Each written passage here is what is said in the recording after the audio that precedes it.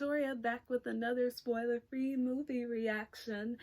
And today's movie reaction will be on Peter Pan and Wendy that has recently dropped on Disney Plus. You can check it out there if you wish to see it. And whoo-wee, what can I say about this film? But one thing I can tell you is that I'm not going to be talking about any controversy surrounding this film whatsoever. I'm not going to be talking about how awful any specific actor choices were, or the deal that the Lost Boys has is not exactly the Lost Boys because there's some girls in there. Nah, I'm not going to be talking about any of that. What I'm going to be talking about is what I personally found good about the film and found not so great about the film. That's what I'll be sticking to, just to let you know. We can start with the fact that, okay, so even though this film is pretty much based on the 1953 animated film from Disney, it is not exactly a how could you say it, a live action, full-on live action remake. It's more like a live action reimagining of that film, because let's just say that there are some characters in here that are definitely different from how they were in that film. And also you get more context about things that you really did not get at all from the animated film. Like, for one, let's start with Wendy, who's played by Ever Anderson. I think she played the young Natasha in Black Widow, if I'm correct. If I'm not, let me know. And her character is definitely not the Wendy that we knew from the animated film. She is definitely more outspoken about the things that she wants, the things that she doesn't want, and she is also willing to call someone out on their, when they did something stupid or when they did something that pretty much put them all in danger, kind of thing. And also she pretty much, in my opinion, acts more grown already, even though she is claiming that she doesn't wish to grow up. That's what I found kind of conflicting, sort of interesting, but still conflicting with her character. And with Peter Pan, who's played by Alexander Maloney or Moloney. If I'm sorry if I am messing up the last name.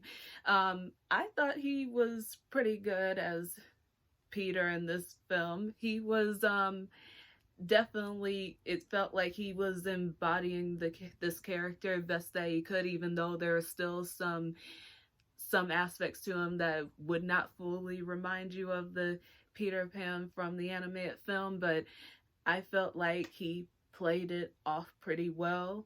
And also when it came to, if I could remember correctly, when it came to the animated film, Peter Pan, when it came to anything that involved emotions, you really didn't see them much in the animated film. It was maybe just like once or twice, but in this film you get to see some of the emotional aspects to the Peter Pan character in a way that it's like, okay, it's sort of fleshing him out a bit. I like that, while also still sticking with the fact that he is still this fun-loving boy who doesn't want to grow up, but also he still has a past. He still has a history with Captain Hook, and that has not been really fully addressed in the animated one. The Jude Law as Captain Hook, woo-hoo-hoo.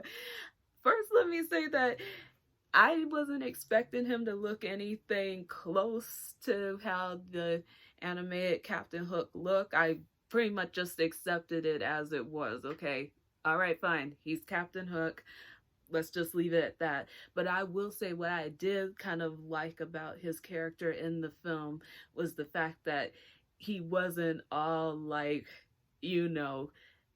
slitting throats and all full out evil deal kind of thing, or he has a past with with all that is happening here in Neverland. He has a history with Peter Pan that is talked about in the film.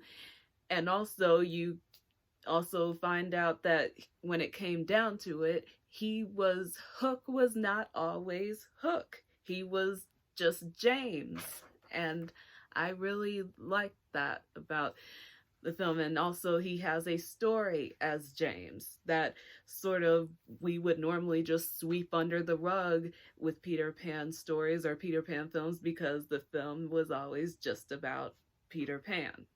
And also with Tinkerbell, who's played by Yara Shahidi. I think she was in Blackish and Grownish.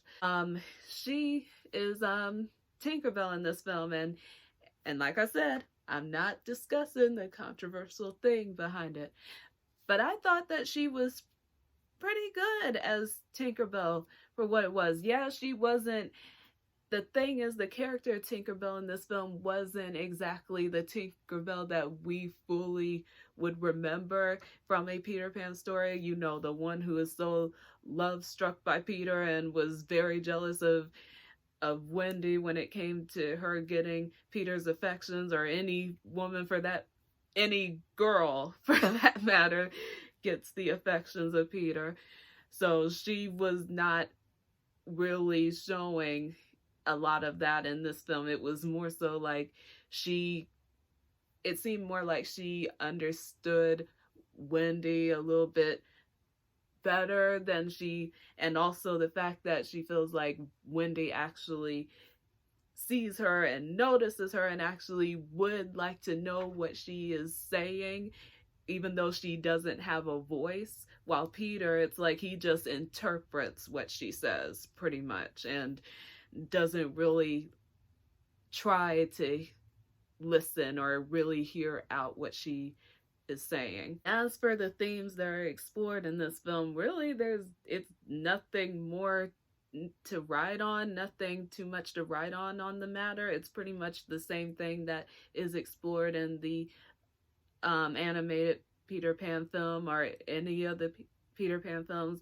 But one thing that I can possibly add to it is that it's not just exploring the theme of children eventually all have to grow up kind of thing. It goes a little deeper and say that sometimes growing up can be the greatest adventure. It can be a positive thing to grow up, but still keep that childlike wonder within you. Keep that essence that you had as a child and take it with you as an adult, because you never know when you're going to need to fall back on it. Like if you have kids of your own, or if you make children's stories, or who knows what else it could be used for, but I'm sure it can be used for many things. And so that aspect I did like about it, that there is a positive side to growing up. But yes, there is a negative side to it. If you choose to grow up the wrong way, or choose to go down the wrong path of your own free will and choose to grow up in that way. I like that. And also just accepting any kind of change in your life, because it could be a good change, a change for the better in your life. And so I like that as well. And the movie also has themes that involve just valuing the friendships that you have and the relationships that you have in your life, whether that be your parents or your siblings, cousins, and also allowing yourself to hear people out. Like hear what they have to say, their thoughts on situations that they were involved in, that it wasn't just one person involved in, it was two people involved. So there's another side of the story that can be heard. That was pretty good as well. And also the fact that when it comes to letting people go, or letting people grow up, grow into themselves, instead of trying to keep them as just this one thing that they are right now, because that is not healthy at all. That's kind of toxic when you think about it. So this film was very it wasn't, I wouldn't say that it was the best version of Peter Pan, definitely not, but there are some things in this movie that you can like about it, things that are very, like, if you would just want to watch a reimagining of Peter Pan, any kind, where it's exploring other areas and other realms to it, then this could fit into that category, I think.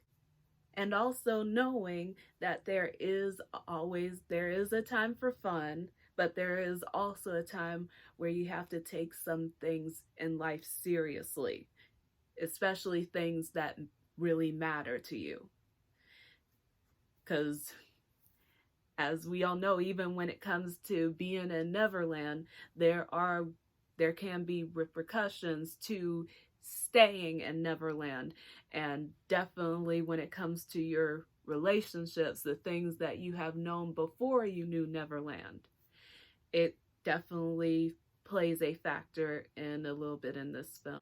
So on a scale of 1 to 10, I would have to give this movie a 7. Like I said, it wasn't the best Disney film that I've seen, or a live action remake or reimagining, but I did feel like there were some things that you could like about it, like seeing in it, and it was enjoyable for the most part, just like if you just had nothing else that you wanted to watch in mind. But like I said, I didn't really have much to say on any visual effects or any type of special effects that may have been involved in the film. And also people were already saying that the film seems relatively dark, unlike what you would expect from a Peter Pan film. But all I can say, it is what it is. So I'll just leave it at that.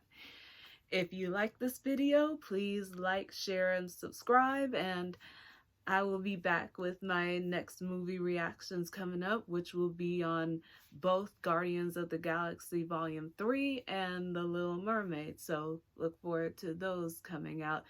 So hope you have a wonderful and blessed day, and I'll see you guys next time. Bye.